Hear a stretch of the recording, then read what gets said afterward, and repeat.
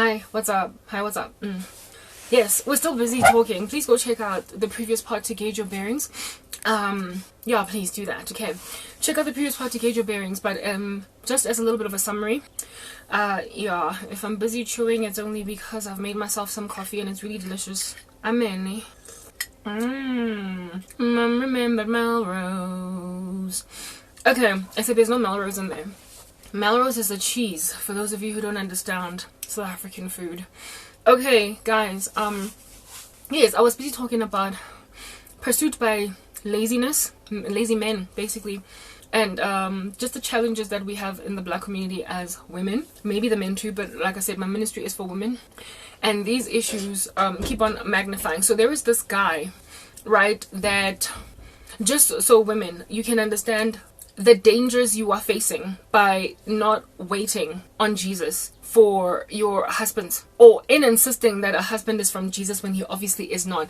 And you know obviousness when it's walking at you guys, because there are so many red flags flailing that you make a decision to just ignore. Okay, there is this one channel on YouTube belonging to this one gentleman, except he's not really all that gentle. And he has got a whopping 180 something thousand subscribers, and I don't even know how things got there, but they got there. Sorry.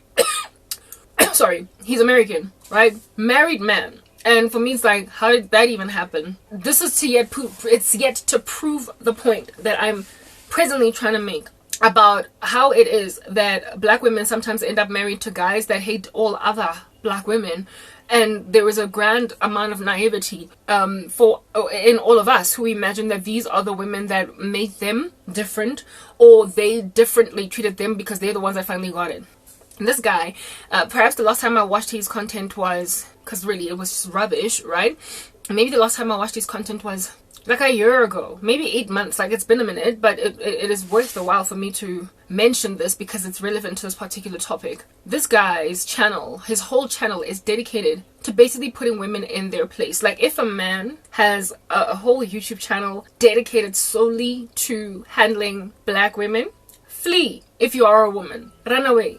It's one thing to speak on the topic of women in an overarching general niche that you cover, because you speak on a broad spectrum of topics on issues about life.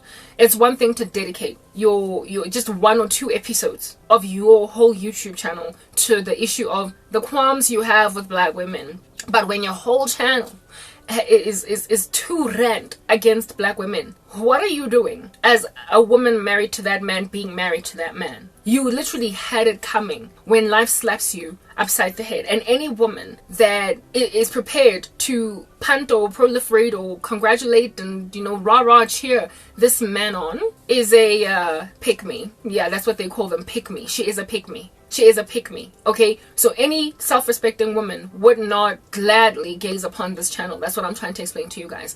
I'm not against men giving their sound opinion. Okay, maybe it might not be sound. Let's just say their honest opinion about how they feel about women, just as I'm giving my opinion right now, type thing. And being objective in the way that you are unraveling matters based on observations or things you've gathered data. And then, again, also doing so respectfully. I'm not against that, right? I might perhaps rock up and disagree here and there, but it's cool. Constructive criticism is beautiful. We need it in this world, and so too is wise argument worth the while here on earth. Debate, healthy debate is good. It's what helps us come to sound conclusions, or, amicable solutions, or amiable ways to get around disagreements. It's important. This guy, however, is not that. He is a rando operating in a man cave, the cave of which is full of a whole bunch of misogynistic men that have no business having wives, since they have insisted that women suck. Okay? Women suck in totality. This man gave a story of sorts about his wife, right? He was busy talking rubbish all throughout the channel, right? To a certain point. And then he explained how he met his wife. He was like, yeah, guys, and with my wife as well, when I met her, my wife is one of those women. And I'm sitting here listening. He's like, my wife is one of those women, that she's really beautiful. If you looked at her, you will know that, wow, she's really fly, she's hot. And she knew it, you know what I mean? She knew that she was beautiful. And when I met her, she was expecting me to act like all these other brothers around and just grovel at her feet and basically just kind of break my nose trying to pursue her. But I just acted around her. I was just cool. I didn't care what she was doing. I didn't pay her no mind, no attention, because I knew that she was used to getting pursued. I knew that she was used to being asked out by a whole bunch of men, so I don't want it to get to her head. And today she's married, we're married, because when we started dating, she finally realized that she can't go around acting like she's all that. She finally realized that there's a way to be as a woman. And that's just what these women don't understand out here in these streets. You can't just walk around expecting every guy to worship at your feet and expect to be cool. Now I finally married her, but she has now basically been put in her place. This man was talking about how he put a woman in her place for expecting to be pursued by any man that wants to be with her, lovingly, longingly, and with him humbling himself to his nerves. You know, society has so sterilized courtship and pursuit by men that what is happening right now is frankly just a circus. When I was growing up, movies that I used to watch where courtship was happening or a man was pursuing a woman, oftentimes even the strongest of men, even the most eligible of bachelors, the most wanted of men, they were always depicted in a way where they would basically lose their cool in the presence of a woman they liked. They stuttered even though usually they spoke very eloquently. They fell over and became clumsy, spilling coffee on their shirts or on the table just because the woman came through, not knowing how to piece their sentences together. Like just a very... I don't know if you guys have seen Meet Joe Black. Yeah, Brad Pitt and Claire Forlorni, I forgot the surname properly. You know, the beginning of Meet Joe Black, before everything just goes all ominous and Brad Pitt gets hit by a car. He meets Claire Forlorni at a coffee shop and he is so ditzy. Like, Brad Pitt is this like handsome dude. He's wearing this suit that is much too big for him and has got these like shoulder pads that make him look like a football player, and it's like not even balanced out. Like the one shoulder is down here somewhere. And he's just like fumbling around all over the show. He's fighting, you know, he's scratching his head and like he's really like, this woman is so calm, she's tranquil, she's so regal. She's chill, she's a doctor, right? She's all chill when talking to this guy, but he's all over the show because she's just so beautiful and he is interested in her, he likes her. And there was just something about her, whatever, she's oozing pheromones that he cannot keep his cool. Looking like the kind of guy that usually would be very good at smooth talking women or with women because he just has this handsomeness on his side. And yet he was fumbling all over the show, stumbling, like I said, stuttering, unable to piece sentences together, even though usually he's very well spoken, he's eloquent. He eventually even gets hit by a car because he cannot stop looking back at her as she's walking, and her looking back at him, and ultimately she turns a corner and he is still trying to look back, and in so looking back, realizing that she's finally turned a corner, boom, the guy gets hit by a car because he's distracted by a beautiful woman. Fine, so that scene sucks. Him getting hit by a car sucks. But that whole scene in Meet Joe Black, that used to be beautiful once upon a time to us, to a point where we found it romantic upon seeing it in movies or in series. Goodness gracious, like handsome men, I'm speaking alpha males that would fumble around with women. I mean, another one that comes to mind is Avatar with Jake Sully and Neytiri. Fine, so those are like Na'vi people, not really human beings, but you see how clumsy Jake Sully is with Neytiri. You see how he's just like he's the hero in the movie. In the end, he's the one that flies Taruk Makto. But in pursuing Neytiri, he is all over. And he's trying to keep his cool, he falls apart, but like the dude obviously has got mad feelings for this woman, but he's unimpressive initially. But he makes it clear that, yo, I would like cross the oceans for you, I would give you the moon, I would do anything to be with you. Like just an overt display or on the part, like women just, I'm trying to explain to you guys that back in the day, women tended to know when guys had crushes on them. They stumbled over their words. They were not as cool and suave in their presence. They tripped all over the show. They spilled coffee. They missed a button. You get my point. And women never looked at them as not in my league. Oh my goodness, whoa, he can't even speak a sentence together. We found it charming. And that's why we ended up with him. That's why we ended up with the ditzy guy that could not piece a sentence together at some point. It was not always the smooth talking, fresh with his words guy that won the girl. Sometimes it was the dude that spilled coffee on his shirt while trying to please or impress the girl. The dude that got the order wrong for the girl. Or the dude that bought the girl the flowers that gave her an allergic reaction because he didn't do his research properly. And now he's freaking out because, oh my goodness, I bought her roses and I didn't know that she was allergic to roses. Now she's never going to want to be with me. But she finally understands when he explains to her that he just wanted to impress. All that effort that a man puts in is exactly what wins a woman over. And even the fact it's charming, even the fact that he is usually very well spoken, but this time around his sentences fall apart. Like this time around, like when you can tell that he's struggling to speak properly because he's kind of intimidated by you, that is beautiful. And it was beautiful. And then men made a decision that no, I'm gonna ignore her. So instead of even trying to talk to her, I'm gonna talk to everybody else around and be cool and walk around the environment like I'm the baddest. And then I'm gonna walk right past her. I'm not gonna greet. I'm not even gonna talk. I'm not even gonna give her eye contact. I'm not gonna smile. I'm gonna act as if I don't care if she's in the room. I don't care. Whoa, how in the world is Claire Forlani supposed to even know that Brad Pitt in that movie, I think her name in the movie was, I forgot, but yeah, whatever. How is she even supposed to know that this dude has a crush on me? How is she even supposed to know that maybe we shouldn't part ways? Maybe we should exchange numbers. How is she even supposed to catch a hint? But women have been so accustomed to reverse psychology, bad pursuit strategies by men. They have been made to get used to this very bestial, sort of kind of animalistic, and even animals in the animal kingdom have got mating strategies that try to win the woman's attention. So it's not even animalistic what they're doing. Animals got one up on the men at this particular moment, but just this very aloof, condescending way of dealing with a woman that you actually have feelings for.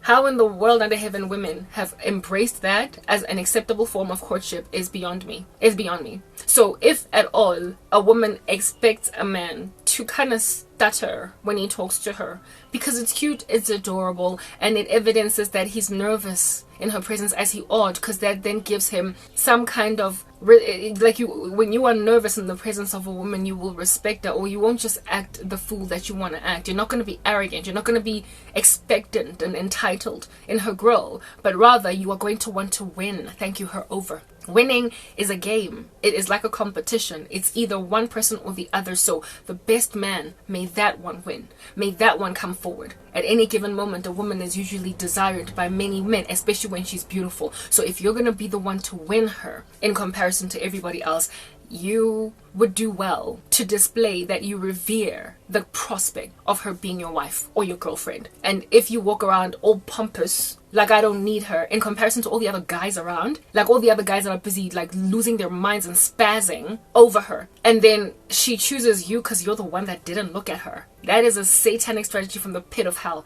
And unfortunately, women have embraced it. A whole bunch of men have decided to pursue the women that they want with reverse psychology instead of with just being outwardly and obviously very desirous to be with this woman. And so the dudes that lose her are the ones that acted the way that men are supposed to act in the presence of women they desire. You better humble yourself because she's got to make a decision. She has to make a choice to decimate her body with pregnancy through you. She's got to make a choice to raise those babies, submit to you for the rest of her life, even counting her words when she speaks. She has got to spend the rest of her life in the shadow of you, because that's what a wife is. And if she's going to be in the shadow of you for the rest of her days and not so much in the forefront the way that she was all along when she was single, so basically just making herself small that you might be big, because that's what we're supposed to do. I'm not here speaking to feminists. They want to have an issue with me. This is not for you, feminists. I'm speaking to godly women who are godly in the way that they look at their roles in this world. So when you know that you're supposed to ultimately just make yourself small in the presence of this man, why would you be prepared, willing to minimize yourself, the thing you are, to basically subdue it under this man willingly, just as Ruth put herself at the threshing floor of Boaz, just as Abigail knelt down and stopped David from committing genocide. When then you gotta submit yourself in order for a man to rise? Why would you want to do that to somebody that mistreats you, slaps you with reverse psychology, does not want to acknowledge that he's basically spazzing over you? He's like, his heart is pounding in his chest when you walk into the room. A man that will not even allow his sweat glands to operate when you're in the room. The way that he is so trying to make you feel as if though he doesn't want you. How you gonna go make yourself small and be in the shadow of a man that already comes so violently trying to neutralize who you are instead of benefit from what you are? You're not a helper suitable on that day. You're an abuse victim. You are a hostage. Why would you want to put yourself in the presence of a captor as a hostage when you can just flee the environment that you know is about to be entered into a hostile takeover? Women, therefore, these days in marriages and relationships, they are like ones who are in a very severe amount of Stockholm syndrome. They are praising and heralding their captor. You are hostages in a very hostile situation that wants you to diminish yourself to someone who cannot even be responsible with the act of you diminishing yourself. Christ has given women an instruction as to how to be in light of men. He is the one that called us to submit, but he made us equal, male and female. He created them. He does not intend that we should not be regarded at all. The Proverbs 31 woman, it is written of her that she considers a field and she buys it. So she's industrious. She's businessy. She's got business savvy. Do you understand? This is a woman whose opinions you therefore can take and successfully sow because it'll bear fruit. She's a helper suitable. An assistant is not a person that does nothing at all in your life. They are the wind beneath your wings. And so if wind beneath your wings is gone, you can't fly. So a man that wants to neutralize the role of a woman is one that is basically trying to make sure that the jet that he is always grounded. He can never really truly prosper in the way that he is supposed to prosper because he will not listen to his wife. It is statistically proven that men who get married end up more successful, and the more kids they have as well in their jobs in corporate. The more of an army of kids he has, and the more he stays married to one woman all throughout his life, the more prosperous he is all throughout his days. So women are very clearly, evidently beneficial to men in the worst way. Apart from us, they remain stagnant. So they stay in one plateaued environment. So an unmarried dude that is doing really well in his like early 30s or maybe late 20s might be doing well on his own. But as soon as he gets married, he's highly likely going to catapult, skyrocket, because he's now married. It is a stat. Guys, you can't reject statistics. Men just do better when they get married. They do. It is statistically shown. So why would a man want to go and grab that and silence it, smother it, make it unable to speak at all, or its opinions will be disregarded altogether? If a woman is going to diminish herself, that you might shine as a man, it ought be in a responsible man's hands. One who can love a woman the way that Christ loved the church. One who can basically... there was this one show that I was watching back in the day, Scandal, the horrific one with Olivia Pope. Nonetheless, this is worth the while to highlight this particular scene. There was this one former president that was giving counsel to Fitzgerald Grant, and Olivia ended up having a conversation with the first lady, the former first lady. So this dude was a former president and his wife was therefore a former first lady. And this former first lady said this to Olivia Pope: do you know that I was the one that was running the whole of the United States during my husband's term? And when she said that, I was like, that's literally what women usually are. They are the wind beneath men's wings. Here is a man running the country. Everybody calls him chief of the officer in chief. All right, this is our commander in chief.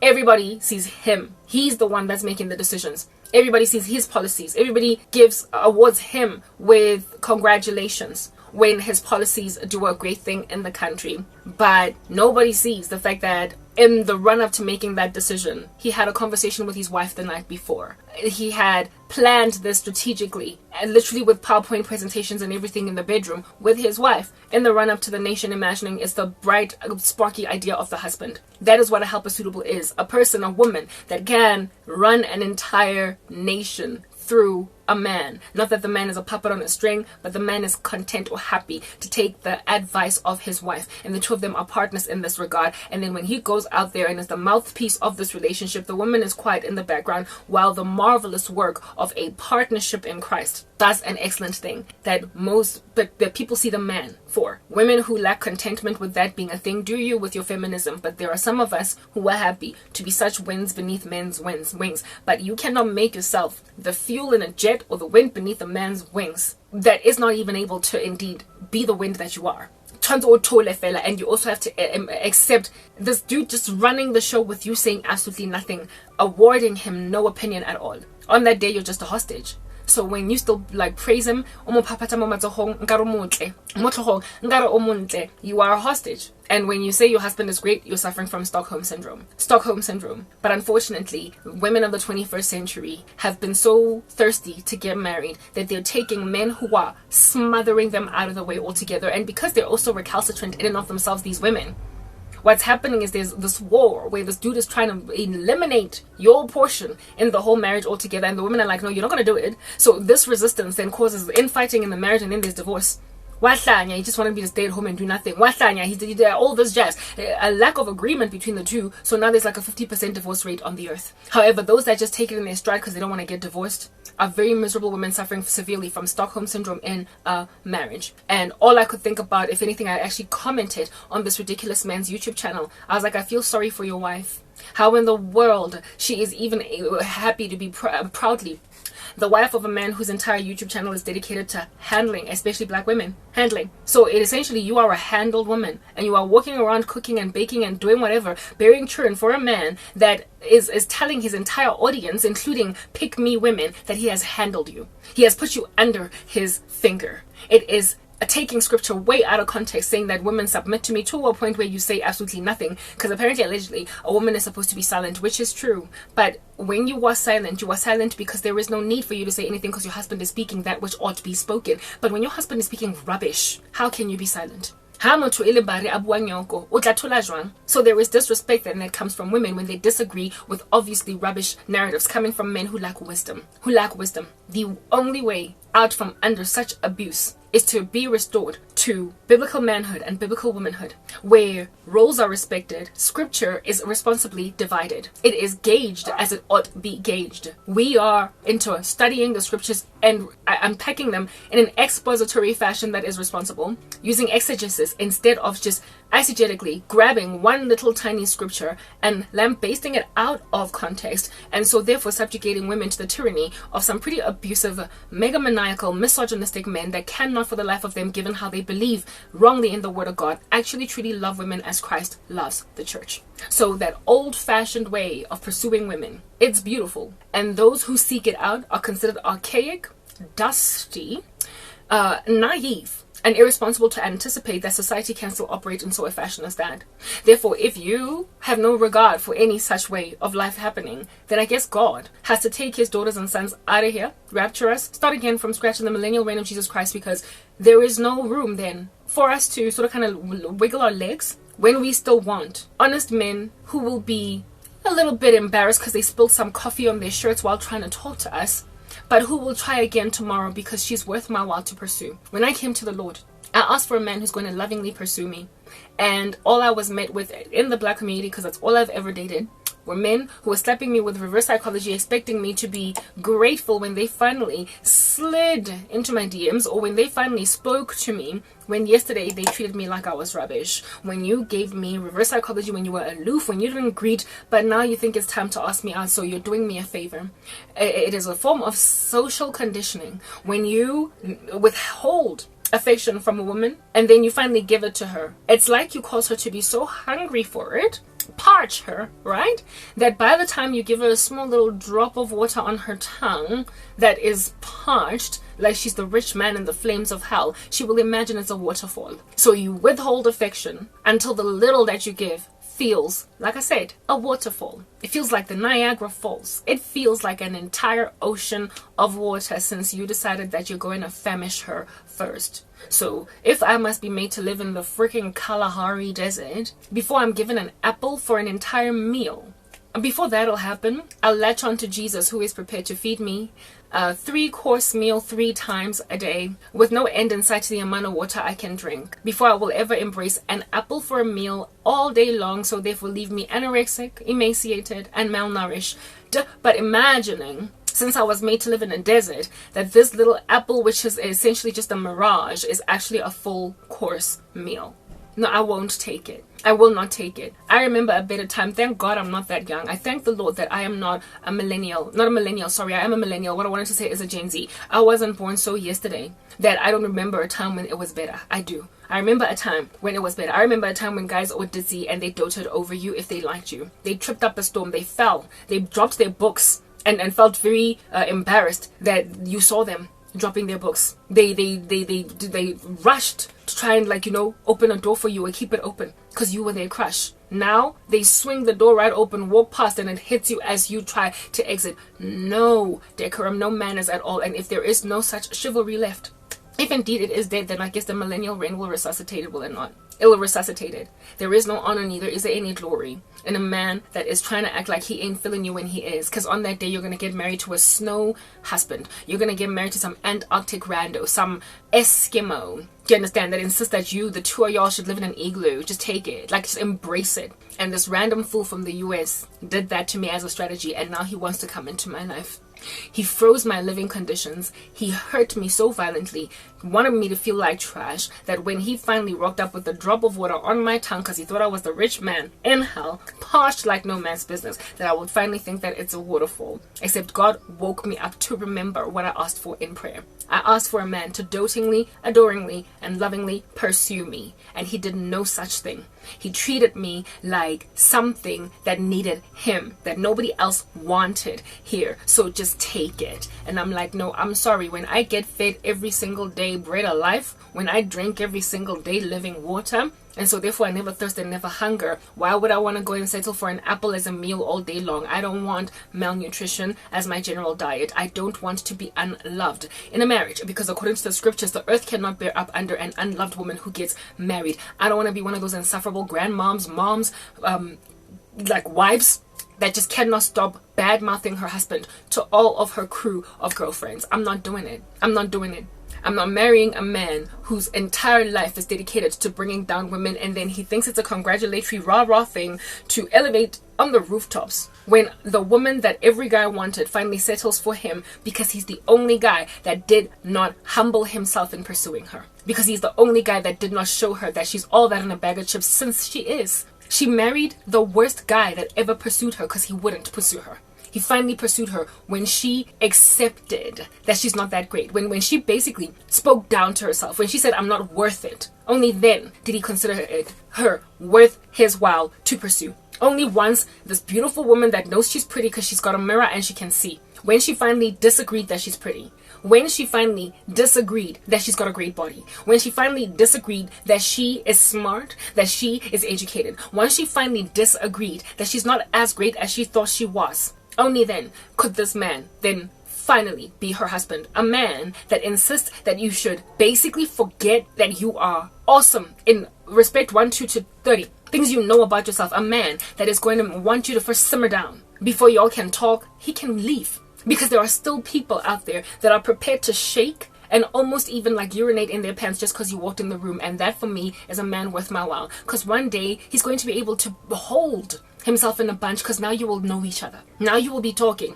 Now he'll be a little bit more comfortable around you because you are finally his woman. So you will know that he's not so, he doesn't stutter when he speaks. You will finally find out that he's not actually that clumsy. For the better part of the time, he keeps his coffee in his coffee cup. For the better part of the time, this dude is actually very well put together. It's just that during the time when he was pursuing you, he was ditzy and falling around all over the show because he could not hold it. He couldn't handle himself in your presence because his heart was always beating, pumping in his chest in your presence because he was nervous. It's a form of respect. And if a guy does not want to walk in that, why in the world would I want to diminish myself that he might be elevated? Because that's what a woman does when she gets married. Next part.